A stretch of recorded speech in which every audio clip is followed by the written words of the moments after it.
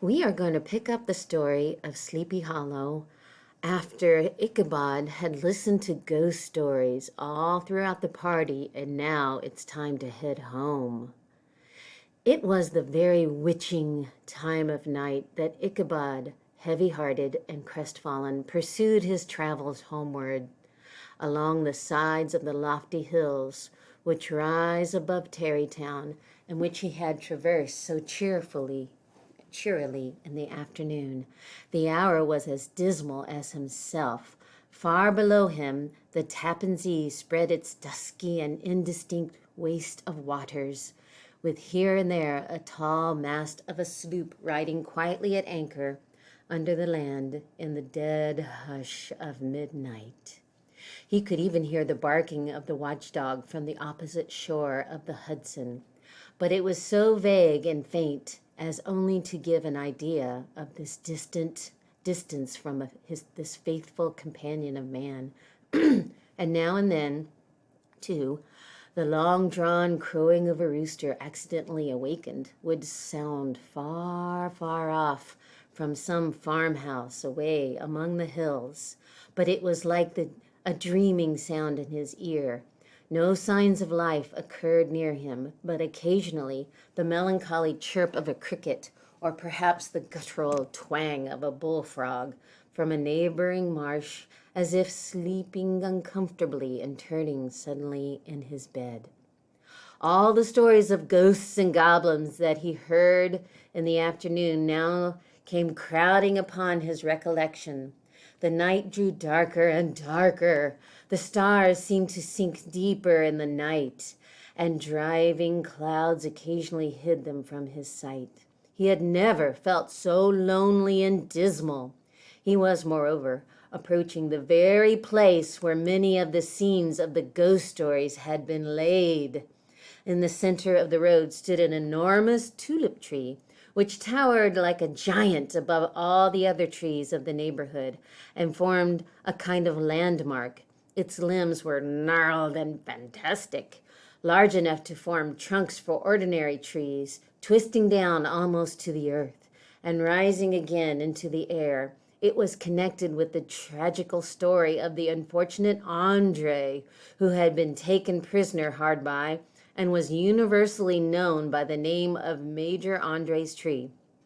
The common people regarded it with a mixture of respect and superstition, partly out of sympathy for the fate of its ill-starred namesake, and partly from the tales of strange sights and doleful lamentations told concerning it. As Ichabod approached this fearful tree, he began to whistle. He thought his whistle was answered, but it was but a blast sweeping sharply through the dry branches. As he approached little nearer, he thought he saw something white hanging in the midst of the tree. He paused and ceased whistling, but on looking more narrowly, perceived that it was a place where the tree had been scathed by lightning, and the white wood laid bare. Suddenly he heard a groan. His teeth chattered, and his knees smote against the saddle. It was but the rubbing of one huge bough upon another as they were swaying about by the breeze. He passed the tree in safety, but new perils lay before him. About 200 yards from the tree, a small brook crossed the road and ran into a marshy and thickly wooded glen known by the name of Wiley Swamp. A few rough logs lay side by side, served for a bridge over the stream. On that side of the road, where the brook entered the wood, a group of oaks and chestnuts, matted thick with wild grapevines, threw a cavernous gloom over it. To pass this bridge was the severest trial.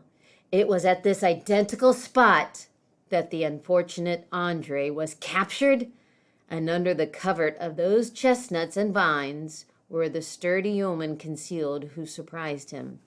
This has ever since been considered a haunted stream, and fearful are the feelings of the schoolboy who has to pass it alone after dark.